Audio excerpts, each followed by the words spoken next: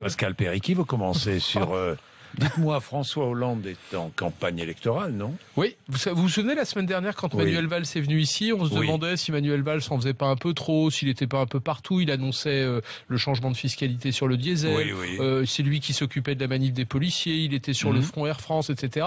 Puis aujourd'hui c'est l'inverse, on voit François Hollande absolument partout. En fait, je vous propose une théorie ce matin.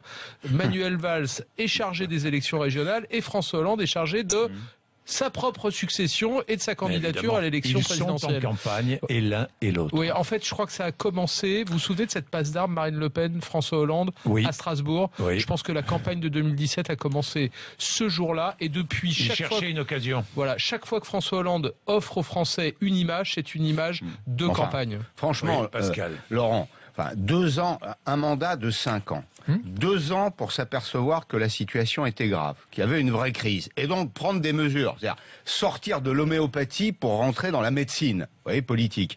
Et puis maintenant, 18 mois pour arriver à l'élection présidentielle. Il va gouverner combien de temps, François Hollande? Parce que le pays, quand même, il a besoin d'être gouverné. Vous imaginez une entreprise dont le dirigeant mettrait 1 an et demi à s'apercevoir quelle est la situation des finances, du commerce, et puis il dirait, avant le terme de son mandat, maintenant je vais me mettre en vacances. C'est un peu ce qui se passe quand même.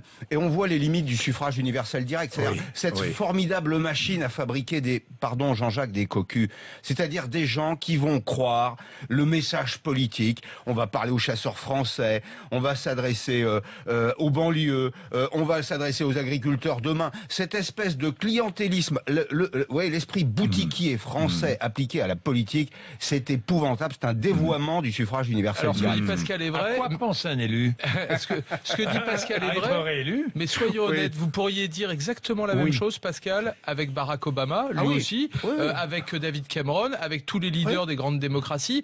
Et puis par ailleurs, on peut tout à fait gouverner tout en étant candidat. Regardez Jean-Yves Le Drian, il est ministre de la Défense et il va se présenter aux élections régionales. Mais ce qui est important, c'est le message qui est envoyé à chaque fois. Quand il est face à Marine Le Pen, François Hollande, qu'est-ce qu'il dit? Il dit le rempart au Front National, c'est moi. Quand il va poser en photo devant 7 tonnes de cannabis, qu'est-ce qu'il dit? Il dit l'autorité, la sécurité, c'est moi. Ce qui n'est pas évident quand on est de gauche puisqu'il y avait un doute. L'autorité, c'est moi. Quand il va à la conférence sociale hier en disant attention, c'est la réforme ou la rupture, il dit ce que vous propose Nicolas Sarkozy, ce serait encore pire pour la France. Laurent, et quand il va dans le chasseur français, qu'est-ce qu'il dit? Il dit ma réélection, ça se passe aussi dans les campagnes avec les paysans, l'avenir est dans le pré pour moi aussi, vous voyez. Donc à chaque fois, il envoie un message différent. Non mais est-ce que c'est ça la gouvernance? Est-ce que c'est la gouvernance moderne du 21e siècle? C'est-à-dire essayer de travailler non seulement pour le pays aujourd'hui, mais aussi essayer de travailler pour la génération qui vient. Moi, dans ce débat, je n'ai entendu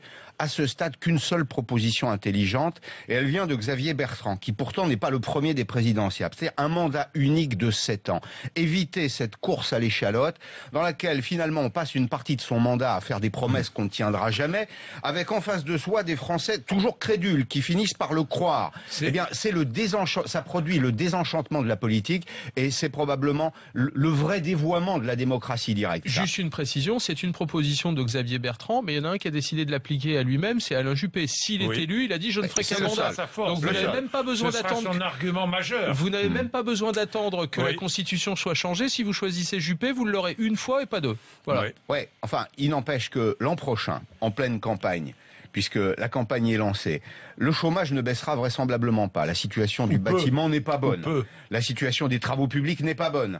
Les budgets des collectivités locales, qui représentent 75% de l'investissement en France, de l'investissement public, sont à la baisse. Donc il y aura probablement pas de baisse du chômage, ou en tout cas une situation étale. Est-ce que décemment, François Hollande, en dépit de cette stratégie boutiquière, je vais voir les uns et les autres, sera capable de se présenter? Moi, je me pose la question. Pourra-t-il le faire en se regardant le matin, en se rasant dans la glace? Uniquement si les résultats de sa politique sont au rendez-vous. À l'heure où on se parle, c'est pas le cas. Il est 7h56.